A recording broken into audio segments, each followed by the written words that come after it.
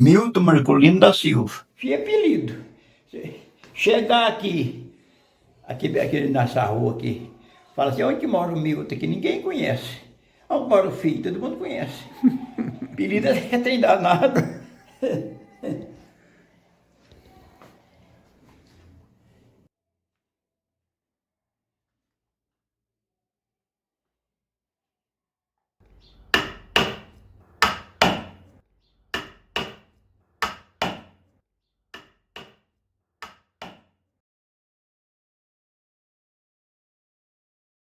A obra do escultor Milton Marcolino é incrivelmente parecida com a de GTO, e isso não é coincidência. Milton, conhecido como Fio, era casado com a neta de GTO. Morava na roça. Lá o GTO deu de me trazer pra cá.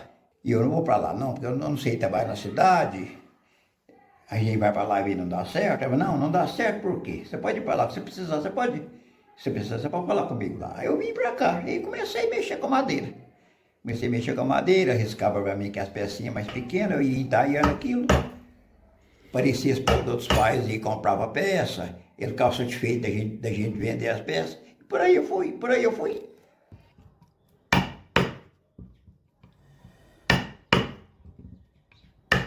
Tá, o GTO foi, como diz o caso, e eu, o Niquinho, ele foi o professor nosso. E dos ensinamentos que ele te passou, isso aqui realmente foi o GTO que me ensinou. Tudo. Que eu vou te falar uma coisa. Eu olho o meu trabalho hoje, para ser bem sincero, eu não acredito que foi eu que fiz, você entendeu como é que é? Parece que foi ele que fez. É o que eu dizia pra gente, não, madeira tá ficando muito difícil, faz dos dois lados, que você aproveita a madeira, a peça fica uma peça mais bem feita, um trabalho mais valorizado. É o que eu dizia pra gente, era isso. E você seguiu a tradição? Eu segui a tradição. A não ser essas peças roliças assim, de madeira roliça, acho que eu não tenho nenhum que é de um lado só, todos os dois lados. Vira ela aí pra gente poder ver. Todos os dois lados. Dá muito mais trabalho, né? Muito mais trabalho. E a peça dos dois lados tem um porém, Gabriel, perdão. Eu nem sei o lado que eu desenhei ela, não. Mas o lado que eu desenhei, você está vendo mais ou menos os riscos da caneta, você tem noção para furar. Quando você vira ela ao contrário, aí é na cabeça. Isso, não sei se isso aqui é um braço, não sei se isso aqui é uma perna, se é um braço. Se eu cortar aqui, do outro lado é mais complicado para fazer. Essas fotos aqui, aqui é o Mário e eu, a Crioula, o GTO, o GTO Adriana do Engrenagem, do Jadir, agora aí ele mais é Crioula, Serrano, sabe? Quando você pega um pedaço de madeira, como é que é?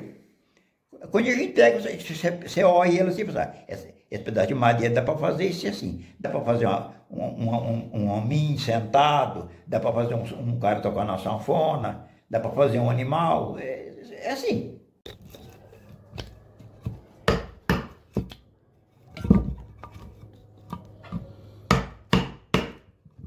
A sua escola com o GTO foi muito importante, né? Você foi o cara que, assim, que lá no começo ele estava ali do seu lado te ensinando. Como é que era? Tava. O GTO foi, como diz o caso, e eu, o Niquinho, ele foi o professor nosso. O GTO foi o professor nosso. Como é que era esse professor? Sentava, tinha paciência com os alunos, como é que era? Tinha paciência aí ele subia lá para cima, acendia um cigarro, ficava lá na janela fumando. Eu ficava assim perto dele, ele falava comigo assim, você está querendo trabalhar? Estou. Ele pegava e não, esquenta a cabeça, não, tem muito tempo para nós trabalhar. Aí depois eu descia, riscava pecinha para mim, depois riscava as pecinhas para mim, eu ia entalhando aquilo. Depois, quando eu já comecei a entalhar, assim, riscar sozinho, ele falava comigo assim, você agora não precisa de mim mais, vai precisar, brincando comigo, né?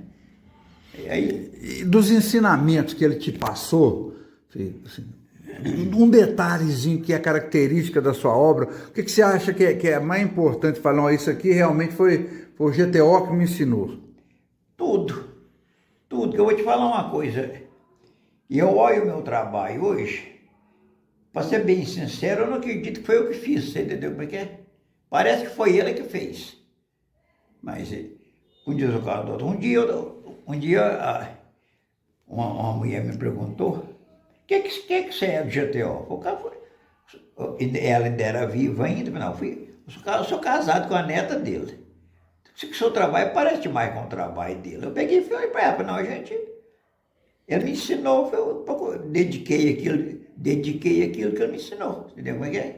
Quando você veio para cá, o GTO já era escultor. Você já estava casado com a neta dele? Como é que era? Não, já estava. Quando eu comecei a mexer com arte, já estava casado com a neta dele. E morava na Prata? E eu morava na Prata. Aí o que aconteceu? Não é tudo de ruim que acontece na vida da gente que é ruim, não. Eu morava lá, eu adoeci e vim para consultar. Aí ele falou assim, eu consultei, fiquei ali na casa dele, falou assim, vamos lá na roça hoje? Você não vai andar, né? Vai de carro e vamos. Aí nós chegou lá, a Maria, minha sogra, estava lá no ponto do ônibus, assim, ó, ia lá na sua casa agora. Porque eles entram lá na sua casa, roubou seus trem tudo. Acabou que tinha entrado na minha casa, limpou minha casa, entendeu como é que é? Aí ele chegou lá e falou assim, não, seu Paulo, claro que não, levou você lá para Divinópolis. O GTO, foi tudo da minha vida. O GTO foi eu não posso falar do meu pai toda a vida foi um homem muito bom, muito trabalhador, mas o GTO ficou na história, você entendeu como é que é? O GTO ficou na história. E como que ele era como pessoa, filho? E melhor não tinha. O povo tinha uma moda de falar assim, ó. É verdade que a gente chega lá na casa dele, ele para de trabalhar para a gente não aprender com ele, coisa que ele não tinha era isso.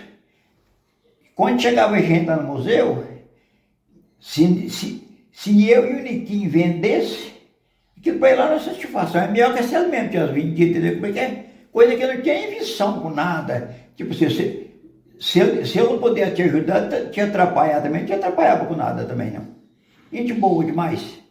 Um homem que eu já fiz uma reportagem muito tempo atrás, eu falei, quem não conheceu, ele perdeu. Quem não conheceu, ele perdeu. A arte é uma coisa boa, uma coisa que eu não pensava nunca na vida de fazer arte. Hoje eu gosto da arte. Tipo assim, eu vendo, está aqui para vender, mas se eu tenho assim, fico com dó de vender. Tem ciúme? Tem ciúme dela. É um filho? Olha ela assim, sabe que foi eu que fiz isso aqui? O dia do GTO falava assim, a gente faz umas coisas à toa, a pessoa elogiava, e ela falava assim, faz umas coisas à toa, e falava assim. Fih, conta pra gente uma característica do GTO que você acompanhou, que é a peça dos dois lados. Como é que é isso? A peça dos dois lados, é o que eu dizia pra gente, não, madeira tá ficando muito difícil, faz dos dois lados, que você aproveita a madeira, a peça fica uma peça mais bem feita, um trabalho mais valorizado. É o que ele dizia pra gente, era isso. E você seguiu a tradição? Eu segui a tradição. Eu acho que, a não ser essas peças roliças assim, ó, de madeira roliça, acho que eu não tenho nenhuma que é de um lado só, todos os dois lados. Vira ela aí pra gente poder ver. Todos os dois lados. Dá muito mais trabalho, né? Muito mais trabalho. E a peça dos dois lados tem um porém, Capitão. Eu nem sei o lado que eu desenhei ela, não.